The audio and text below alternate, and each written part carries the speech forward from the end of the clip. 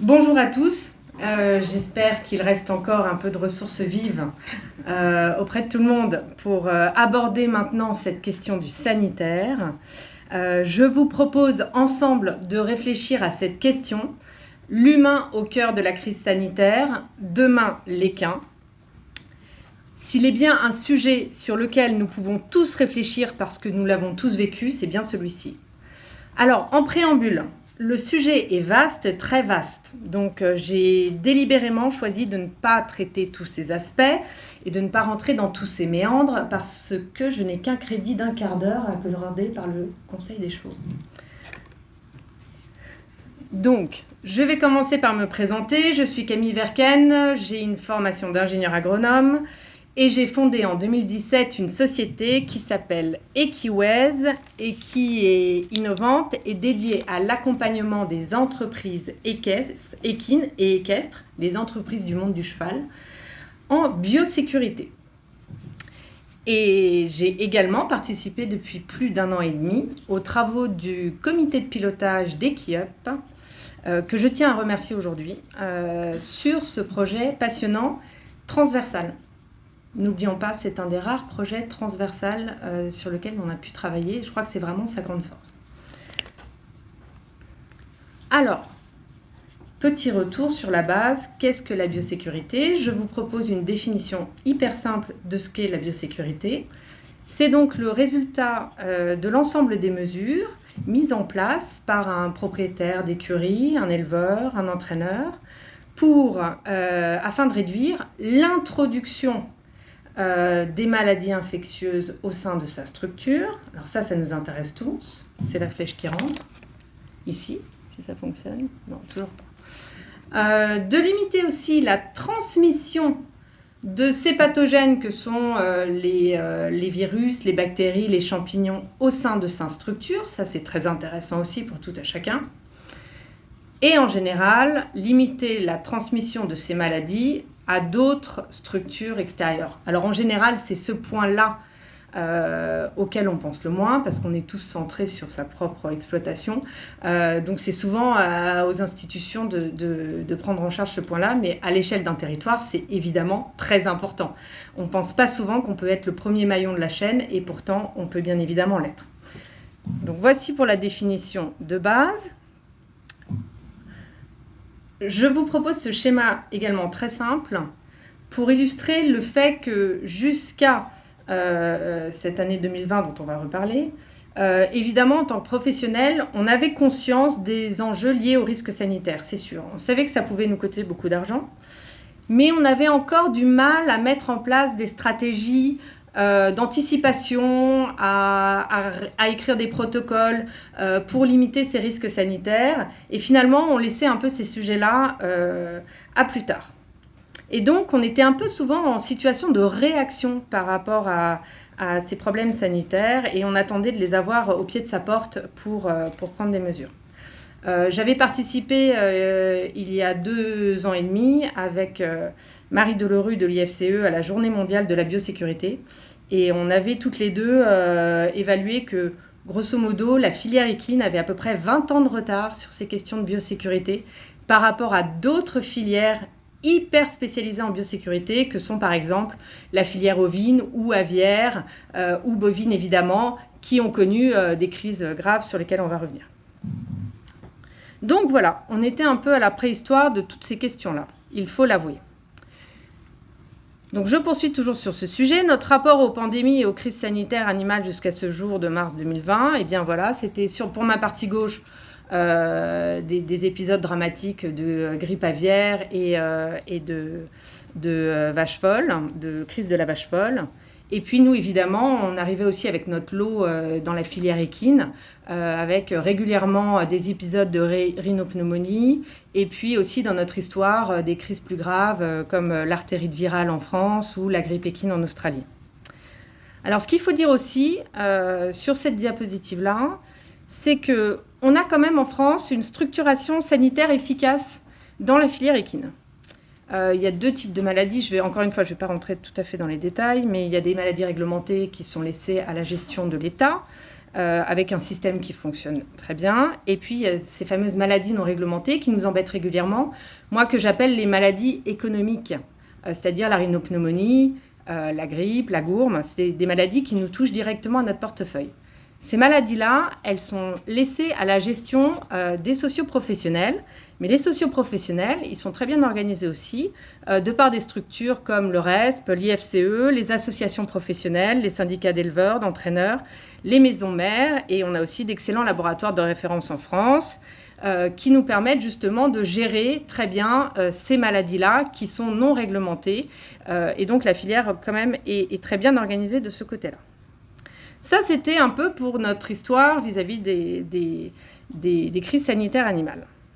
Alors évidemment, on avait aussi, bien sûr, à l'esprit ce qui s'était passé pour nous, les humains. Il y a eu évidemment par le passé des épidémies qui ont marqué l'histoire. Et puis plus récemment, on avait eu des épisodes aussi infectieux importants en humaine. Je pense à SRAS, Ebola, Zika. Le point commun, on le reverra tout à l'heure, c'est que c'est quand même des maladies émergentes qui venaient tous d'un réservoir animal. On y reviendra tout à l'heure. Et puis, alors, roulement de tambour, 2019, le pangolin. Février 2020, le choc, évidemment. Nous sommes tous pris de surprise et emportés par un tsunami qui s'appelle le Covid. Et évidemment, deuxième détente, mars 2020, la filière équine ne résiste pas au confinement mondial. Et nous sommes donc en mars 2020, à l'aube de la saison de monte, les concours, la reprise des concours jeunes chevaux, la reprise de la saison de course. On pourrait dire ça à chaque époque de l'année, mais ça ne pouvait pas tomber non plus à un moment plus catastrophique. Et donc, confinement généralisé. Mais finalement, et ça on l'a bien senti dans les deux premières présentations aujourd'hui, la filière cheval a eu un sursaut assez extraordinaire et s'est mobilisée à tous les niveaux.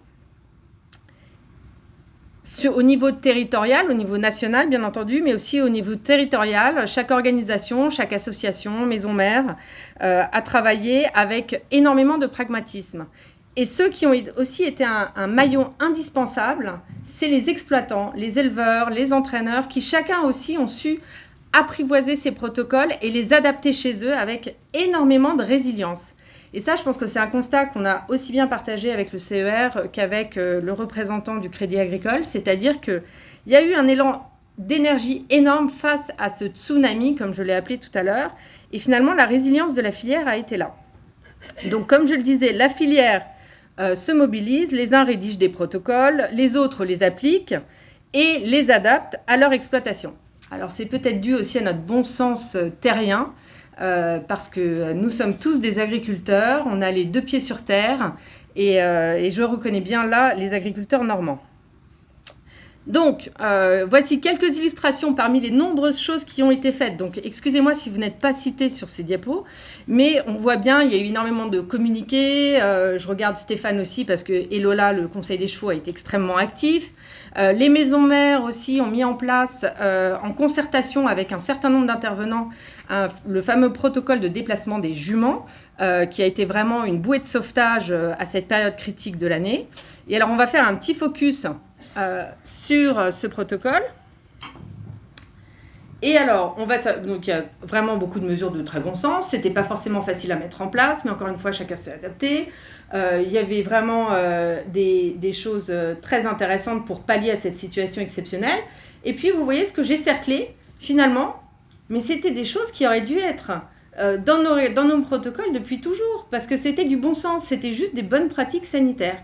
Donc ça, c'est très intéressant, parce que j'ai envie de dire, finalement, mars 2020, la biosécurité s'invite enfin dans la filière équine. Et donc ça, c'est un grand progrès.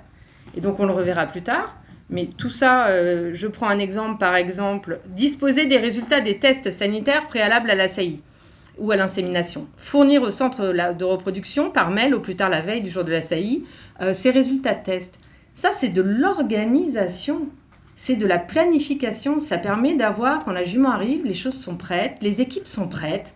On n'a pas un type qui est en train de courir au secrétariat pour aller récupérer un fax qui n'arrivera jamais. Et tout ça, ça s'appelle l'organisation. Et c'est un énorme contributeur de la biosécurité. Je prends un autre exemple, mon deuxième cercle.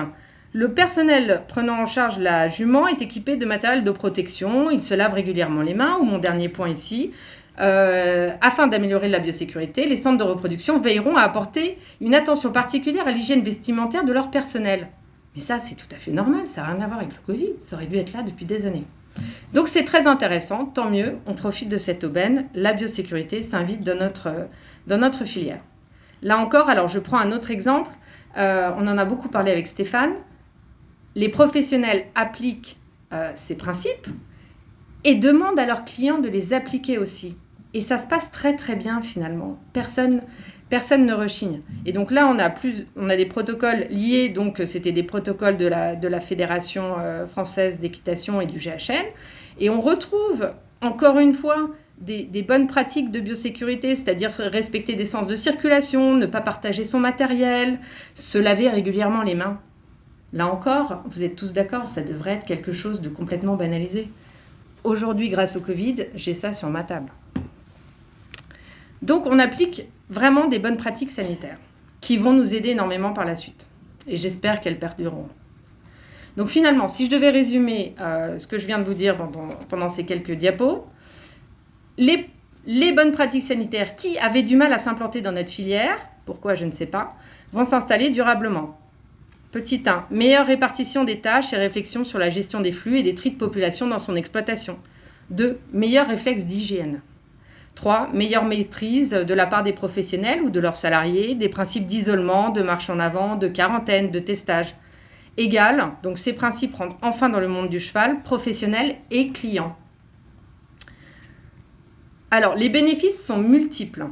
Je reprends ce très beau schéma d'Equiop pour vous dire que finalement, quand on applique ces bons principes, ces bonnes pratiques sanitaires, et bien finalement, alors évidemment, on évite quand même beaucoup plus ces maladies infectieuses qui nous coûtent très cher, aussi bien les maladies humaines que animales. Donc, on évite les lourdes pertes financières liées à ces maladies. Je vais vous donner quelques exemples. J'avais calculé que dans un haras de 200 hectares avec environ 120 chevaux, un épisode de rhino, un cheval positif à la rhino, en coût de testage et autres, coûtait à peu près 15 000 € à l'exploitation. C'est énorme. Et puis, à l'échelle macro, on sait que, par exemple, en Australie, la grippe équine en Australie a coûté 3,3 millions de dollars australiens par jour d'arrêt de ce continent qui s'est retrouvé donc à l'arrêt au niveau économie du cheval à cause de cette épidémie de grippe.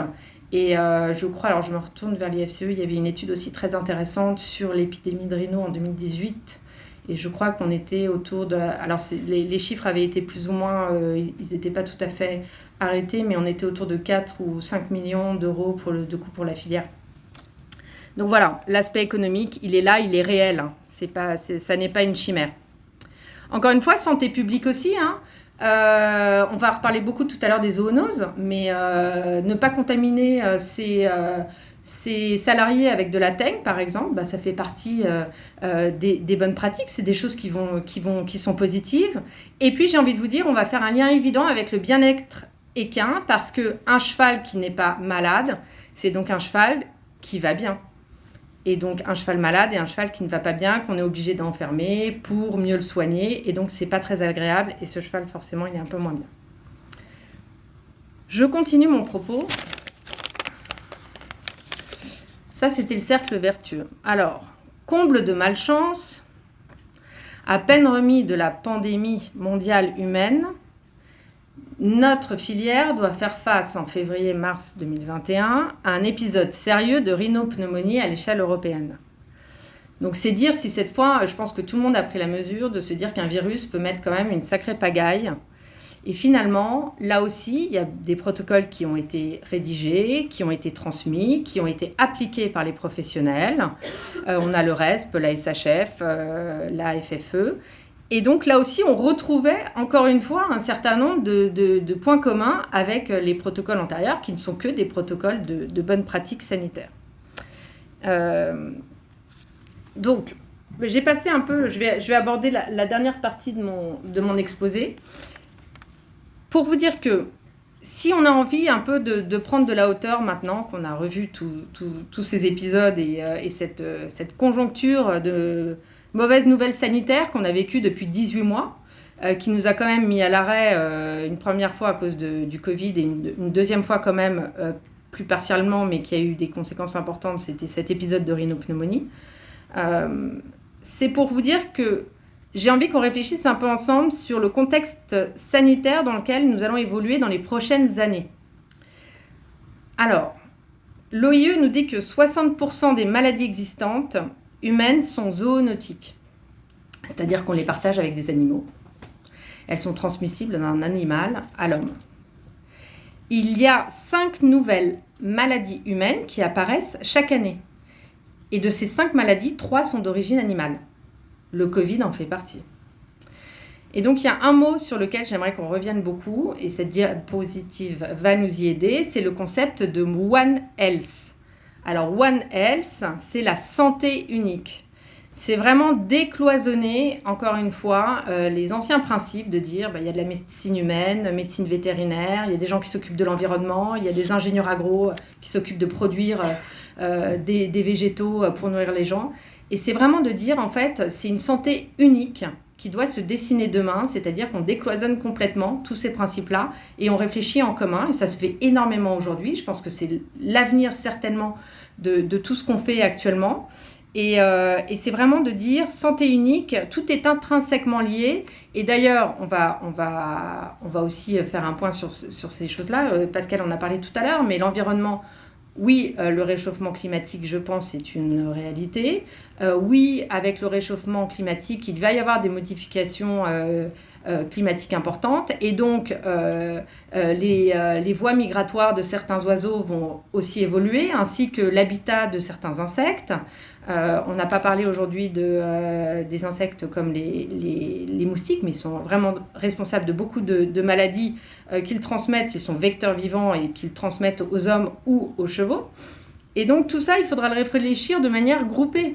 Parce que celui qui réfléchit encore une fois dans son précaré, il n'aura rien compris. Et c'est l'objectif de toute cette démarche Equiup, c'est de dire finalement de prendre soin de ses chevaux, de la santé de ses chevaux, mais aussi de prendre soin de la santé de ses salariés et de prendre soin de l'environnement de son exploitation. C'est un tout, c'est un unique un. Et je pense que l'éleveur, le professionnel du monde du cheval de demain, il doit vraiment réfléchir avec ce prisme-là. Il faut se dire aussi que là, les confinements sont finis. À notre échelle, nos chevaux voyagent énormément.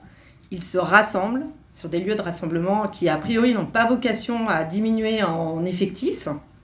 Et avec eux voyagent évidemment les bactéries et les virus qu'ils transportent. Donc, on est vraiment tenu de se pencher sur ces questions. Donc ça, encore une fois, c'est le paradoxe de notre filière. Je regarde le temps parce que Stéphane, je suis comment là ? Ça va, on avait 3 minutes. Bravo. Ça, c'est encore une fois le paradoxe de notre filière, c'est de dire... Oui, c'est légitime d'investir dans les meilleurs chevaux, les meilleures infrastructures, et c'est louable et c'est normal. On veut les meilleures pistes d'entraînement, on veut les meilleurs chevaux, acheter la meilleure jument, ça c'est sûr.